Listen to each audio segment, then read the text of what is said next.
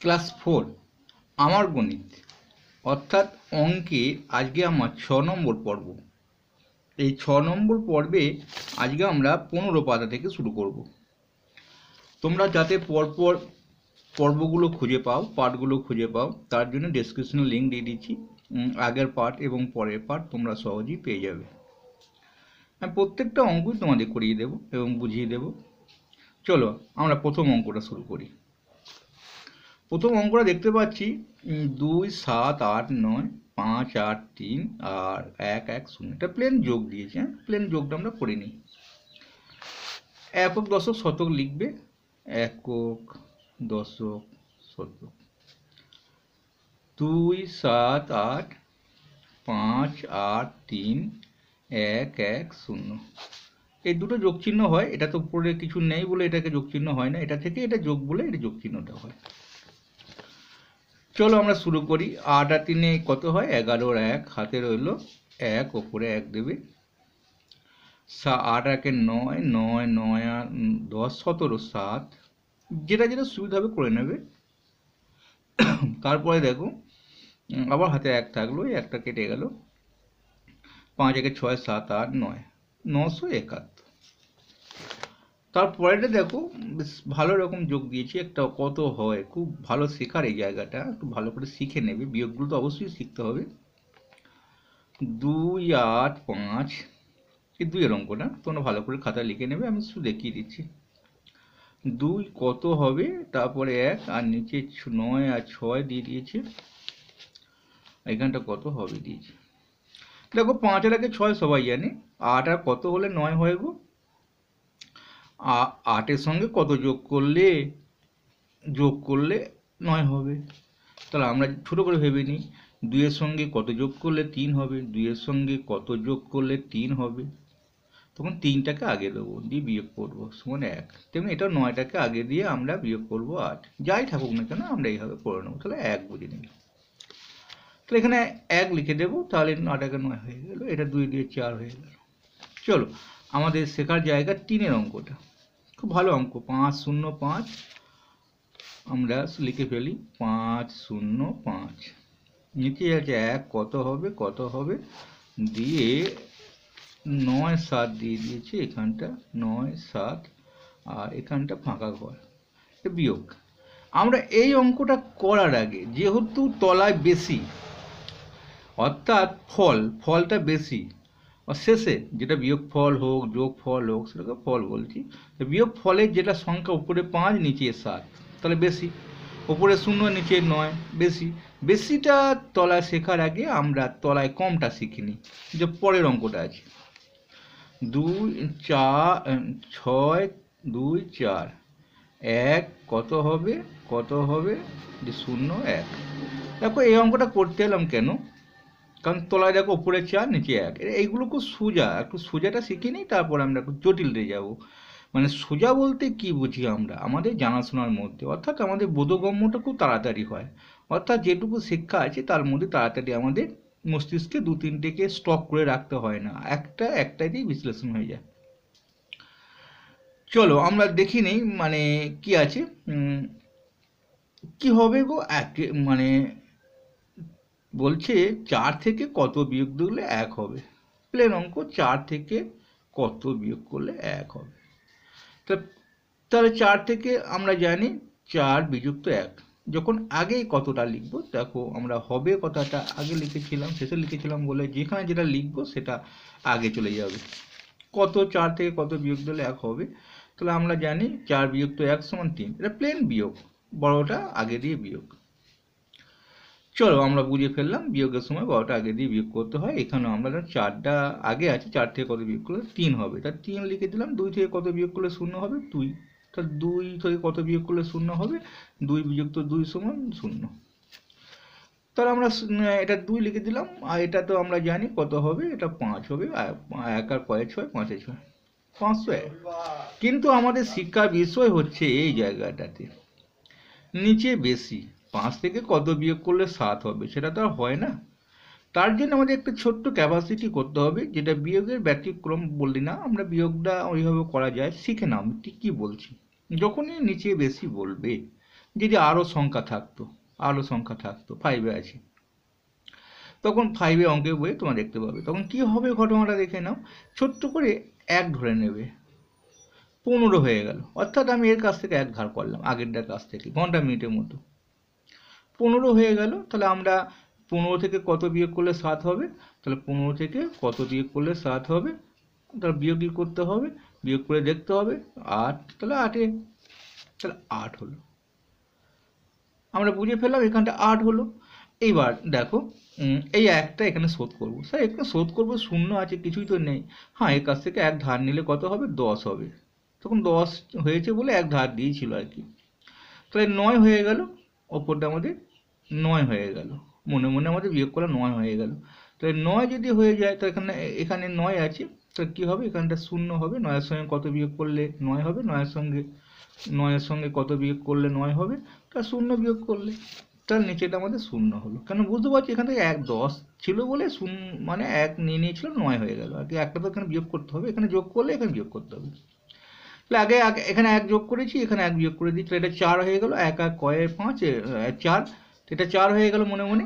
3-এ 4, মানে 1 আর কয়ে 4, 3-এ 4, 397 হলো। স্যার অঙ্কটা ঠিক হলো কি করে বুঝবো? আমার তো ওপরে 505 ছিল, তাহলে আমার অঙ্কটা এখানে লিখে ফেললাম 108, আর এখানে 397। তাহলে স্যার অঙ্কটা ঠিক হলো কি করে জানবো? দেখিনি। আমরা এই দুটো যোগ করলে আমরা এটা পেয়ে যাব, উপরে 505 পেয়ে যাব। দেখিনি আমরা যোগটা ঠিক হলো কিনা। 108 আর 397, দেখো 8 আর 7-এ 15, 5 হয়, হাতে হলো 1 হয়। 9 আর হাতে 1 ছিল, না 0 হলো। 4 আগে আবার 10-এর 0 1 গেল, এটা কেটে দিলাম, 5 হলো। তাহলে আমাদের 505 চলে এলো। আমরা তো জানি, ধরো 8 সঙ্গে 3 যোগ করলে আমাদের কত হচ্ছে? বিয়োগ করলে আমাদের 2 হয়। তো এই দুটো যোগ করলে তো আমাদের এটা চলে আসে, 5 চলে আসে। দেখো, তাই এই দুটোকে যোগ করে দেখে নেবে যে অঙ্কটা সঠিক হলো কিনা। বেশ, আমি আর একটা অঙ্ক ওরকম করে দিই, তাহলে তোমাদের শিখতে সুবিধা হয়। আর তো নেই বইয়ের মধ্যে। আমি দিলাম কত? 606। নিচে দেবো, নিচে দুটো ঘর আমি ফাঁকা দিয়ে একই রকম করে 0 দিয়ে শেখাই, বেশি টপ জায়গা যেটা সবচেয়ে। 1 দিলাম, আর নিচে আমি এখানে এটা কত ছিল আগে? আমি 8 দিলাম, এখানটা 8 দিলাম, এখানটা কত হবে দিলাম। বলো কি হবে স্যার? নিচে বেশি, যখন স্যার উপরে 1 ধার করতে বলেছেন করলাম। 16 হলো, 8 আর কয় 16? 8-এ 16, আর লিখে দিলাম, হয়ে গেছে স্যার। তাহলে এই 1টা এখানে শোধ করতে হবে, তো 0 আছে, তো 1 নেবে আর কি, অর্থাৎ 10 হয়ে গেল। যে 2 থাকতো 12 হতো। তাহলে এখানে 9 হয়ে গেল। 9 আর কয়ে 8 হবে? তাহলে এটা 9 ইংরাজি হয়ে যাচ্ছে একটু, 9 হলো। তো 9 থেকে কত বিয়োগ করলে 8 হবে? স্যার 1, তা 1 হবে এখানটা। ঠিক আছে, এখানে 1 নিয়েছিলাম বলে এটা 5 হয়ে গেল। 1 আর কয়ে 4, 5-এ 4, 1 আর কয়ে 5, 4-এ 5, তো 488। তাহলে এর সঙ্গে এটা যোগ করে দিই, এখানটা দিই 1, 1, 8, দেখি এটা হয় কিনা, 606 হয় কিনা। 8 আর 16, 6, হাতের হলো 1, আর তাহলে 1 গেল। 8 আর 9, 10, 10-এর 0, হাতের হলো 1, 4 5 থেকে 6, দেখো 606 আমাদের হয়ে গেছে। তাহলে আমরা কেমনভাবে শিখে ফেললাম? আমরা যদি এখানে 2 থাকতো, এখানটা 2 থাকতো, তাহলে এখানে 1 ধার নিয়েছিলাম, 12 হতো, তাহলে এখান থেকে আমরা 12 গুনতাম। ঠিক আছে, আমরা সহজে শিখে ফেললাম যে কিভাবে করতে হয়। বা এখানটা আমরা 9 থেকে কত বিয়োগ দিলে 9 হবে? তো 0 এখানটা আমাদের ধরা যেত। আমরা বিভিন্নভাবে অঙ্কগুলো করতে পারি। সিস্টেমটা কিন্তু যখনই যোগ করবে, 1 নেবে, নিচে বেশি হলে যখন 1 ধার করতে হবে, 1 মানে 10 আর কি, তখন 15 হয়ে গেল। তখন বুঝে নিলে যে এটা থেকে এটা বিয়োগ করতে হবে। তার মানে এটা 7, এটা যখন 9 হয়ে গেল, 9-এর সঙ্গে কত বিয়োগ করলে 9 হবে? 0। আমাদের খুব সহজ, যেগুলো একটুখানি বুদ্ধি খাটিয়ে করবে। চলো তারপরে আমরা যাই। তারপরে বলছি দেখো, যে 1 2 7 গণিত 4। তা 1 2 7 গণিত 4, এখানে গুণ্য আর গুণক কি? গুণ্য মানে যাকে গুণ করি সেই হচ্ছে গুণ্য, আর যাকে ভাগ করি সে হচ্ছে ভাজ্য। মানে যেখানে জপালা তাকেই সেটা আমরা ভাগ করব বা গুণ করব। গুণ্য জপালা, ভাজ্য জপালা যখন হবে, তাহলে এটা গুণ্য গুণক। তা গুণ্য হচ্ছে এই প্রথমটা হবে সবসময় গুণ্য। যখন কোনো জিনিস গুণ থাকবে, যখন দেখি একটা গুণ তোমাদের লিখিয়ে দিই আমি। মনে করো 2 গণিত 3, এখানে 2 হচ্ছে গুণ্য, 3 হচ্ছে গুণক। আর প্রথমটা হবে গুণ্য আর কি, 1 গণিত 2 সমান 1 হচ্ছে গুণ্য, 2 হচ্ছে গুণক। শিখে ফেললাম আমরা গুণটা করে দিই। কত আছে গুণটাকে দেখো দুরকম পদ্ধতিতে করেছে আমরা। এই পদ্ধতিটাই আমাদের বেস্ট, যেটা লাস্টের দিকে আছে এই যে শেষের পদ্ধতিটা, এটাই বেস্ট, এটা করবে। কারণ এটা করলে আমাদের এইভাবে গুণ করা সম্ভব না, খাতা ভরে যাবে বড় বড় গুণ যখন থাকবে। তাহলে আমরা এটা কি করে করেছি সেটা বলে দিচ্ছি, কিন্তু গুণটা করে দিই। এখানে গুণটা দেখো 7 4 28 8, হাতে রইলো 2, 8 4 2 8, আর 2 10 0, হাতে রইলো 1, 4 1 4 508। আমি আরেকবার দেখিনি ভুল হলো কিনা। 4 7 28 8, হাতে রইলো 2, প্রথমে 2 4 2 8 9 0, 2 যোগ করলে 0 হয়, আর হাতে রইলো 1, আর 4 1 508। তাহলে এখানে দেখি আমরা ঠিক আছে কিনা। এখানে দেখো এই 127টাকে স্থানীয় মানে ভেঙে নিয়েছে। 100 যুক্ত 20 যুক্ত 27, দেখো 2 দশক হয় 20 আর 7টা থাকে, যেমন স্থানীয় মানে ভেঙে নেওয়া হয়। তাহলে 100কে 4 দিয়ে গুণ করে দাও, 400 হবে, এখানে 400 লিখবে। আর এখানে 2 কত আছে, 20 4 80 হবে, 80 লিখবে। এখানটা 7 লিখবে, 7 4 28 লিখবে। যোগ করলে এটাই আসবে, 508 আসবে। একইভাবে অঙ্কগুলো এটাকে তাই একইভাবে করেছি, গুণটা করে দিয়েছি দেখে নাও। 8 2 16 6, হাতে হলো 1, 3 2 6 1 7, আর 2 2 4, তা 4 হবে, 476 হবে। আমরা আরেকবার দেখিনি কোনটা, 2 3 8, 2 3 8কে আমরা 2 দিয়ে গুণ করবো, 8 2 16 6, হাতে হলো 1, 3 2 6 1 7, হাতে কেটে দিলাম, কিছু নেই আর, 2 2 4, 476 হলো। তাহলে আমরা শিখে ফেলছি। এটাকে আমরা স্থানীয় মানে ভাঙবো, 200 হবে, 30 হবে, 8 হবে, 200 হবে, 30 হবে, 8 হবে। দিয়ে আমরা 200 দিয়ে গুণ করবো 400 হবে, 30 দিয়ে গুণ করবো 60 হবে, আর 8, এটাকে 8 দিয়ে 16 হবে, দিয়ে যোগ করলে এটাই আসবে। চলো আমাদের পরের অঙ্কটা যাই। ভাজক ভাজ্য, দেখো সবসময় প্রথমেই বলে দিলাম, কি বলে দিলাম বলো তো, যে কি ভাগ করব সেই হবে ভাজ্য। তাহলে এটাকে ভাগ করছি আমরা, এটা দিয়ে ভাগ করছি, 6 দিয়ে ভাগ। তাহলে দেখা যাচ্ছে যে এখানে আমার 3 দিয়ে ভাগ আছে, ভাগটা দেখা যাচ্ছে যে আমাদের মানে এ হচ্ছে ভাজক, আর 3 হচ্ছে, মানে এই 238 হচ্ছে ভাজক, এটা 3 হচ্ছে মানে আমি ভুল বললাম, যাকে ভাগ করব সে হবে ভাজ্য। তাহলে 3 2 3 8 ভাজ্য, 3 হচ্ছে ভাজক, যাকে দিয়ে ভাগ করব। তো ভাজ্যর জায়গায় আমরা কি লিখবো, এই জায়গাটা লিখবো 2 3 8। আর যদি ভুলে যাই কি করে মনে রাখবো, ভাজক ভাজ্যটা, ভাজক বানানটা লিখবো ভয়াকার বর্গীর জ, কয়েক কানটাকে বড় করে দেবো, দেখো ভাগের ঘরটা মাঝখানে হয়ে গেল, কয়েক কানটাকে বড় করলি। তাহলে মনে রাখতে গেলাম বাঁয়ে হচ্ছে ভাজক, মাঝে হচ্ছে ভাজ্য, ঠিক আছে। আর যদি ভাজ্য বানানটা লিখি ভয়াকার বর্গীর জয়ে জ ফলা, তখন কিন্তু জ ফলা মানে এরকম ভাবে শেষ হয়, এদিকে গিয়ে শেষ হয় জ ফলাটা। আমি একটু দেখাতে পারছি না, দেখো জ ফলাটা তো এদিকে হয়ে শেষ হয় না, জ ফলাটা এরকম হয় না, জ ফলাটা এদিকে হয়ে শেষ হয়। ভাজ্যর বানানটা লিখছি যখন, তখন দেখো এদিকে ভাগ কর করে দাও, দেখো হয়ে যাবে। দুটো বানান লিখলেই হয়ে যাবে, ভাজক বানানটা লিখবে, তাহলে তাড়াতাড়ি হয়ে যাবে। তাহলে ভাজক হয়ে গেল আমাদের, যাকে দিয়ে ভাগ করি। তাহলে আমাদের এখানে ভাজক হচ্ছে 238, ভাগ করছি দেখো 3 দিয়ে, 3 7 21, 7 লিখেছি, দিয়ে কি হলো, 2 নামলো 8 নামলো, তারপরে 3 8 24, 3 9 27 যাবে, 3 9 27, এক ভাগশেষ হবে, এক ভাগশেষ হবে, আর 79 হবে ভাগফল। তাহলে আমরা ভাগফল হবে 7 10 9 79, ভাগশেষ হবে 1, আর ভাজ্য আমরা তাহলে বুঝলাম কি, যে এই দুটো গুণ করে এটা যোগ করলে এই ভাজ্য পাওয়া যায়। ভাজ্য সমান ভাগফল গণিত ভাজক যুক্ত ভাগশেষ। আমরা শিখেছি, আমরা দেখিনি ঠিক হলো কিনা। আমরা যদি এটা 3 তো 79কে আমরা করে নিই, 7 9কে 3 দিয়ে গুণ করি, দিয়ে 1 যোগ করব, কারণ 1 ভাগশেষ, এটা তো আমাদের ভাগফল, এটা ভাজক। তা 9 3 27, 7 হাতে রইলো 2, হাতে 7 3 21 22 23, 2 3 আর 1 যোগ করলাম 8, 3 2 2 3 8, দেখো এসে গেছে। তাহলে অঙ্কটা ঠিক হলো কিনা, ভাগটা ঠিক হলো কিনা জানতে পারবে। তোমরা একটা ভাগ করলে, স্যার একটা বড় বড় ভাগ দিল, ভাগটা ঠিক হলো কিনা তোমরা এই ভাজ্যটাকে বার করতে পারবে। কি করে না, যাকে এই ভাজক এবং ভাগফল দিয়ে গুণ করে ভাগশেষ যোগ করলে। আমরা 405 এই ভাগটা করি। এখানে লিখে ফেলি, কত লিখবো, 405। তাহলে এই তো ভাজ্য, তাহলে ভাজ্যর ঘরে 405 লিখে দিই। ভাজক আমাদের 4, এখানটা 4 লিখে দিই, এখানে দেখতে পাচ্ছিলেন না, হ্যাঁ এখানে 4 লিখে দিই, ভাজক হয়ে গেছে। ভাগফলটা বার করতে হবে। দেখি 4 আমাদের ভাজক, 4 1-কে 4, 4 দিলাম, শূন্য একটা উপর থেকে আপনার একটা নামাতে পারি। এখন একটা শূন্য আছে কিন্তু নামাতে পারবো না, তাহলে 4-এর 0 0, 4-এর 0 0 দিলাম, ঠিক আছে, দিয়ে মিলে গেল। এই শূন্যটা এখানে নামালাম, আবার 4-এর 0 0, 4-এর 0 0 দিলাম। তো ভাগফল হলো আমাদের 100, ভাগশেষ আমাদের 0, ভাগশেষ আমাদের 0 হলো। তাহলে ভাজ্য সমান আমাদের দেখে নিলাম যে ভাজ্য সমান ভাগফল, ভাগফল হচ্ছে যে 100 গণিত 4 যুক্ত 0, দেখো 400 হয়ে গেছে।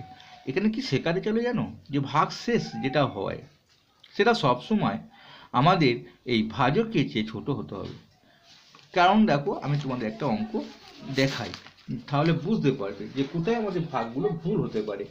মানে দেখে নাও, আমি একটা অঙ্ক লিখছি, 8 6 4, একে আমরা ভাগ করব 4 দিয়ে। বেশ, প্রথমে বুঝে ফেললাম 4 এটা বড় আছে বলে 4 2 8 গেল, 6 নামলো। আমি এটাকে 9 করে দিই, তাহলে শেখাচ্ছি তো রাশিটা 9 করে দিলাম। দিয়ে তুমি কি করলে, এখানে কথাটা যেটা বলেছে যে ভাগশেষ ভাজকের চেয়ে সবসময় ছোট হয়, ঠিক আছে। আমি বলবো কথাটা বলতে হতো বিয়োগফল, ভাগের বিয়োগফল সবসময় ভাজকের চেয়ে ছোট হয়। কথাটা মানে বুঝতে হবে।